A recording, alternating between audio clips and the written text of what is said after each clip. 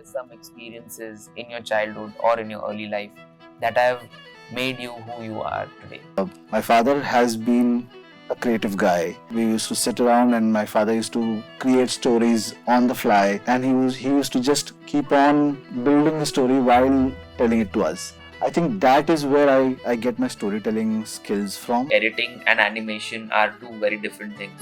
So how did that transition happen in your career? It is all about storytelling, right? If you are an editor, you are actually looking at the mistakes that are done on set. This is something that you believed back then, but maybe today, after so many years, you disagree with. The traditional way of thinking was art and money don't go together. Like if you're an artist, you cannot think about the money, you just focus on the art. And I completely disagree with it now because So what has been that one moment that has defined, your career so far? my life partner, my better half, she pursued a career in psychology. And through her, I became more and more emotionally intelligent. A lot of parents are still skeptical about their children, getting into the media industry. You should follow what your inner soul is, calling you for. So even if it is a media form or any art form or any media industry or careers, and even if it is a traditional careers that we have in our country, it has to be your passion in some way.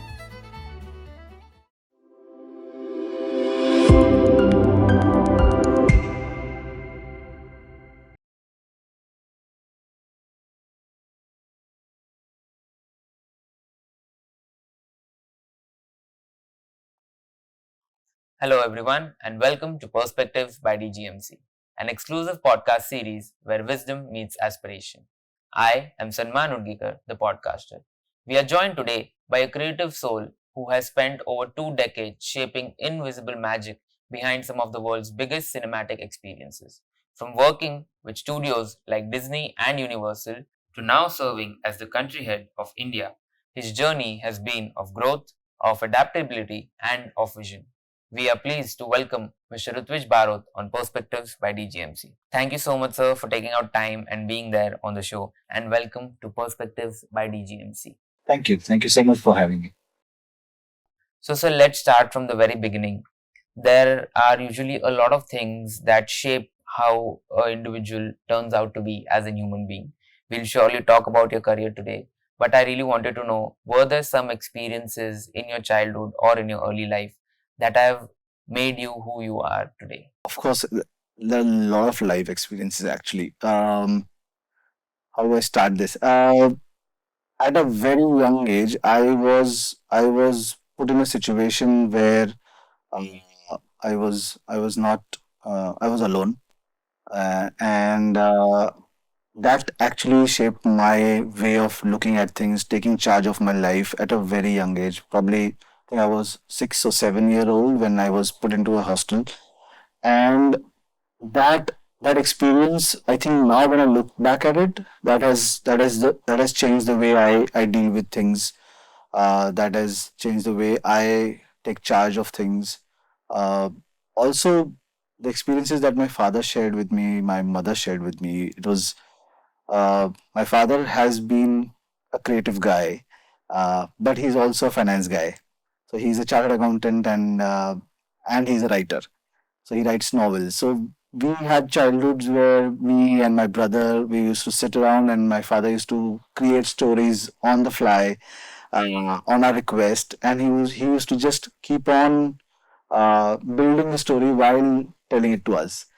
And then I still remember that every time, when he used to build something new, he was building on the reactions that we used to, the feedback that we used to give uh, on that story or that particular point, and he used to expand things that we used to like, and he used to put them, make them shorter if he did not enjoy that. So I think that is where I get my storytelling skills from. Since the beginning, I've been observing him do that since almost when I was born. So it has been that has been my, I would say, the foundation stone for myself. And the experience, like he's a poet as well, so he's into literature, and he's exposed me to so many things at a very early age, to films. He's a movie buff as well, so he exposed me to a lot of great movies at a very young age. And we used to start having discussions after the movie and break down the movie of what was good in the movie and what was good about certain characters. And we used to have those discussions uh, probably at the time when I was, say, 13 or 14. That's when we started having those intense discussions into it. And that is where I think my creative bent really started. And I think as a person, I I am very observant. I am very analytical, and that is all because of whatever theater I've done in my childhood and my college times, and whatever experience I've had with great minds around me, and I've put myself into positions where I can get inspired by people, and not just the art side of things. It can be sports, it can be anything, but any trait that you find in any people, any person. You find them inspiring, and that is what I've tried to learn. And I've always been a learning mind since a very early age, and I continue doing that. And I want to keep that for as long as possible, actually. So coming to your career, which started, sir, as an assistant editor, but from an editor, because for the people who have the knowledge, they know like editing and animation are two very different things. So how did that transition happen in your career? Uh, Actually, it was so. It is all about storytelling, right? It is all about telling a story. And if you're an editor, you are actually looking at the mistakes that are done on set, and you're trying to remove the mistakes and trying to pick things that will move your story or move your story ahead. And when you start fixing things in edit, that's when you start realizing how do you fix it now if that is something which has already happened.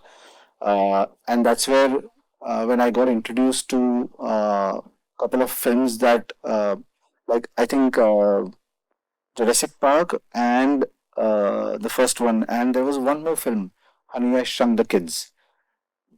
I think that changed my mind, and I was blown away by the kind of visual effects that film had. And I think that moved me so much that I could fix things.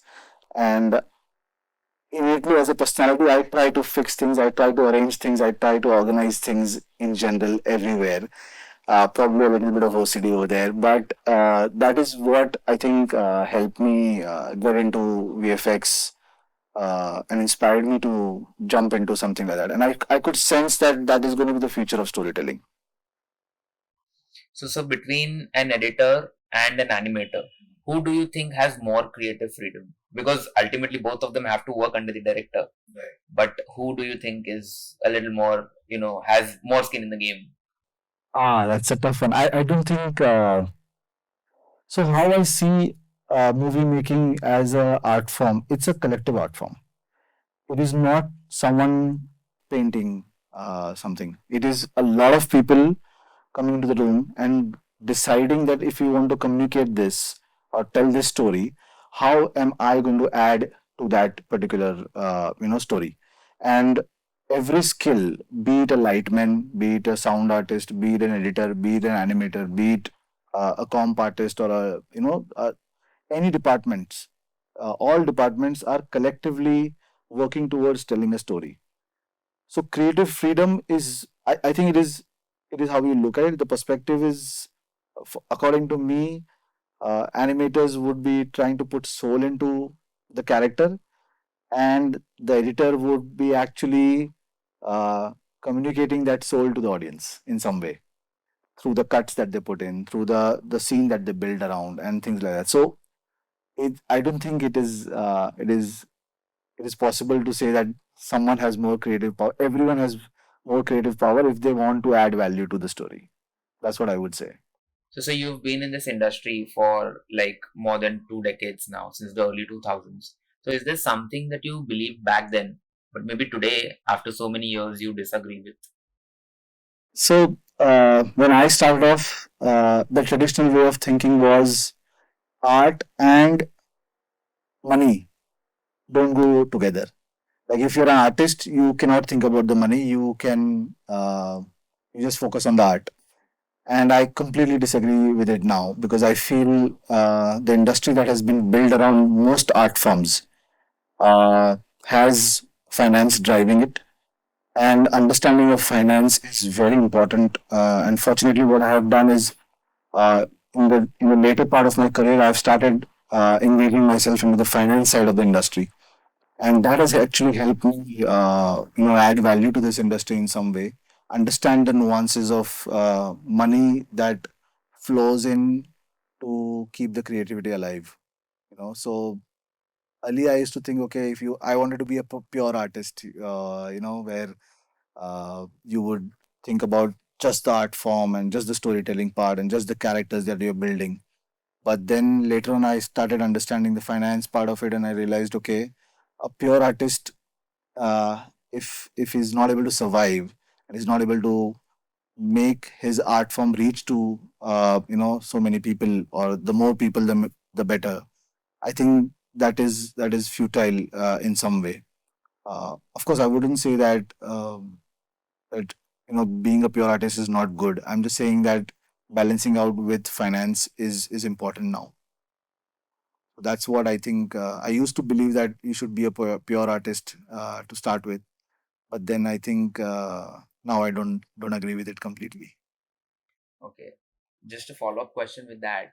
A lot of people, and I asked this question to really successful people in the media industry, and how they tackle the situation in India. Unfortunately, India today is seen globally as a VFX hub, and Bollywood is doing really great, and in terms of other medias also we are doing really great, and we are one of the largest media consumers in the world in terms of not just content but also internet consumers.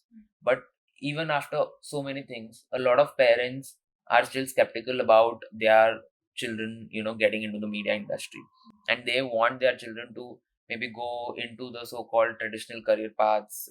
Maybe they want to deviate a little bit, but they still see media as not a full-time industry. So what's your take on that, sir?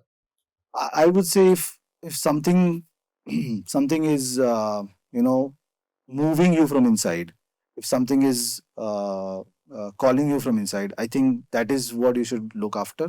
You should you should follow what your inner soul is calling you for. So even if it is a media form, or any art form, or any media industry or careers, and even if it is a traditional careers that we have in our country, it has to be your passion in some way. uh, I do feel that passion is sometimes overrated. I would say that it should make you wake up in the morning and do things. That is what is important. More than passion, it is about, I want to wake up and I this is the first thing that I want to do in my life, in my day, and that is what I think you should follow. Be it any career actually. Okay. So you've, within this span of your career, you've also worked with studios like Disney and Universal. So what has been that one moment that has defined, your career so far? Was it working with these big companies, or was it a small moment in your office that has, impacted you a lot and helped you a lot rather? Actually, it is not any project. What has if I see myself, I think the turning point for me was when my life partner, my better half, she pursued a career in psychology, and through her, I became more and more emotionally intelligent, and that is the turning point that I had. That I could see now that that was a time when I started my career uh, in a very different way, and I had a, I would say, uh, it moved me into a direction towards leadership, and it was not just being an individual contributor actually, and I wanted to be a part of something bigger where I can impact more lives. I can impact careers of many artists like me, and if I'm able to do that with empathy and compassion in some way, I think that is something that changed my career drastically, I would say. I think my first leadership role started off after I started understanding how to deal with people, how to deal with conflicts, how to get things done from people who are probably not very motivated right now. So I think that was my turning point. Instead of any project or any big brands or any big names in the industry, it was this part that I think changed my career. Okay. That's very personal. Yeah. So, sir, you've also worked internationally, and then you came back to India and you wanted to do your own, have your own setup and work in India. So, did international exposure shape your leadership styles? Because a lot of people say that leadership systems and mechanisms in India and abroad are very different. So, has it helped you, or?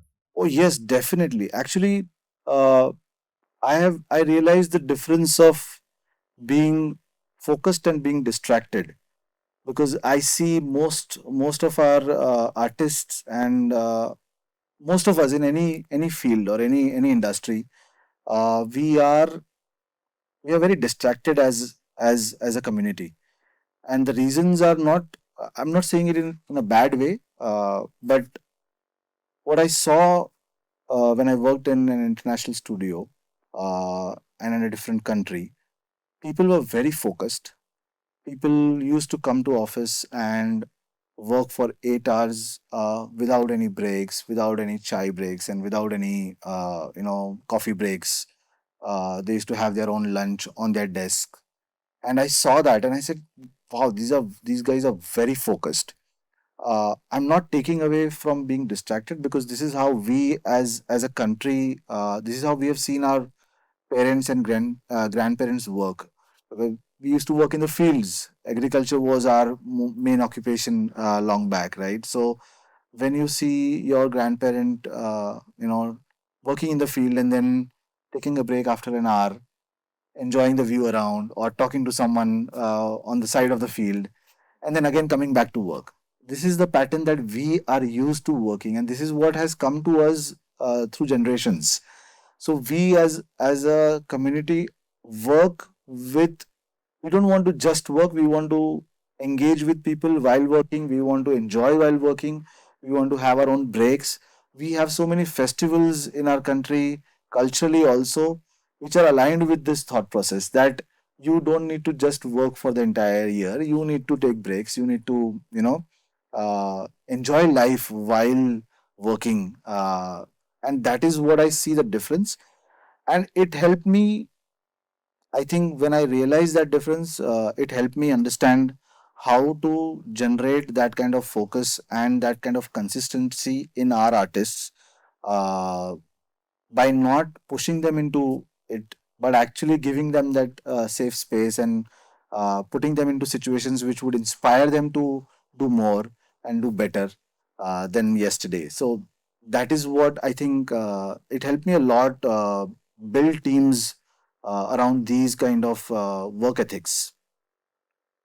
So yeah, I think international exposure really, like culturally also, because I worked with people who are from Japan, people who are from Indonesia, people from Europe, America, all Southeast Asian companies, in fact, Australia as well. So I could see the cultural differences in every one of them, and fortunately, I got to learn from almost every artist that I've worked with, and even if it is a different cultural context, I was able to understand what is the expectations, because most of our clients are from Hollywood. Most of our clients are, in fact, all of our clients from Hollywood or UK or Canada, and uh, so to understand the client expectations, this has helped me a lot. On the contrary, sir, is there something that does not change whichever country, whichever space you go on earth? Is there something like that? I feel it is the passion of an artist that doesn't change anywhere. If you are really wanting to say something through your art, that passion is always there, in spite of any situation you put that artist into. They would try and you know be true to their story and true to what they want to say. And I've seen like our people are very hardworking. Our artists in India are tremendously hardworking. We have very good, I would say, understanding of art, because we have been a country which has culturally, engaged with artists and different kind of art forms, be it paintings or handicrafts or storytelling. We used to have those street plays or the nataks that used to happen. All that is, I think, it is coming to us through generations. So that is something I think the passion of an artist is never changed. Okay. So also, is there any harsh truth about the animation and VFX industry that either newcomers or people who are not into the industry don't know about? Okay, so uh, I think when I started off, the industry used to change every every 8 years or every 9 years through the financial cycle. But now things are changing rapidly. Things are changing very fast. And what I would say, the students need to be aware that if the first day in your job is going to be the first day of your new learnings, and whatever you have learned in the institute or in your colleges, that's going to definitely help you. But you cannot stop here because this art form requires you to upgrade yourself, requires yourself to continuously be on top of things, new advancements, new, I would say, developments, new ways of telling a story. So you will have to remain agile, nimble, and constantly upgrade yourself. And every job, every project is going to challenge you like never before. And if you are able to take that challenge head on and actually learn from it, that is how your career would go into the right direction. Also, sir, since you spoke about students, right? Do you think that we need to formalize education in a much more better way, not just for the animation and VFX, but for media industry as a whole? Do you think there is some more things that we need to do? Oh yes, actually, I'm really happy actually that colleges have started forming uh, degree courses around arts, around these kind of art forms. And the more we put them into the mainstream, I think it will be good for people who want to become an artist and still survive and still have a livelihood and have a platform where they can create stuff and enjoy showing it to the world. So colleges like these, colleges who have a very, I would say, focused approach towards the curriculum, understanding what are the fundamentals of the art.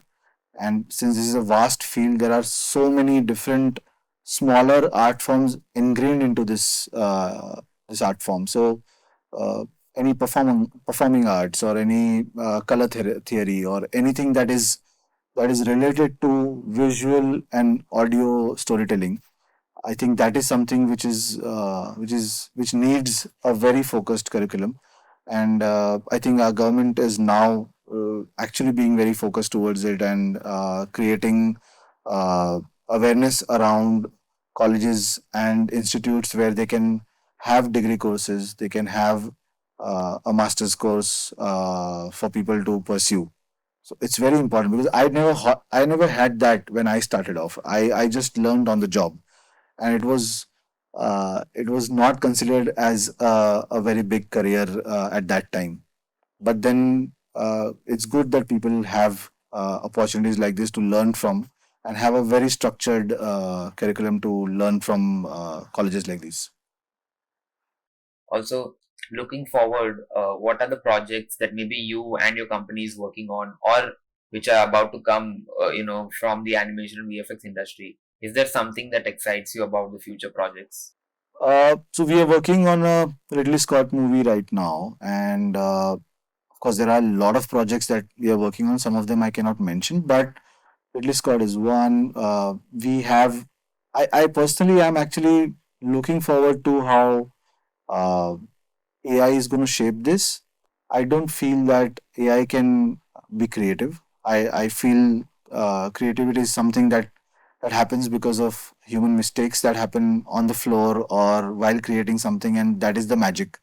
Whereas AI is trained to not make mistakes and trying to be perfect, whereas we humans are never perfect. So that art form would not have any threat from AI, is what I can sense. And like when I started off in 3D, there was a 2D industry which was dying, and everyone was thinking, okay, this is not the real art form because 2D is the real art form. You are drawing things on your own. You're having that skill on your hand that you can create a pose and create something with your own hands.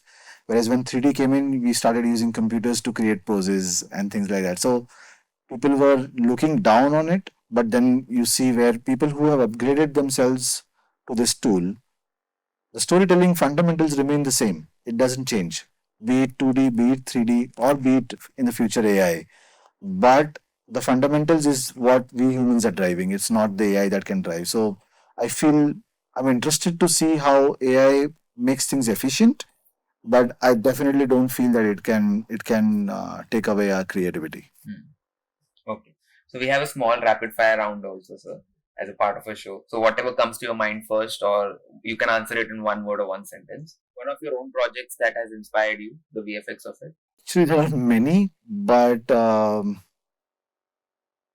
think it is Top Gun. Yeah, Top Gun is something that we worked on, and also Foundation series.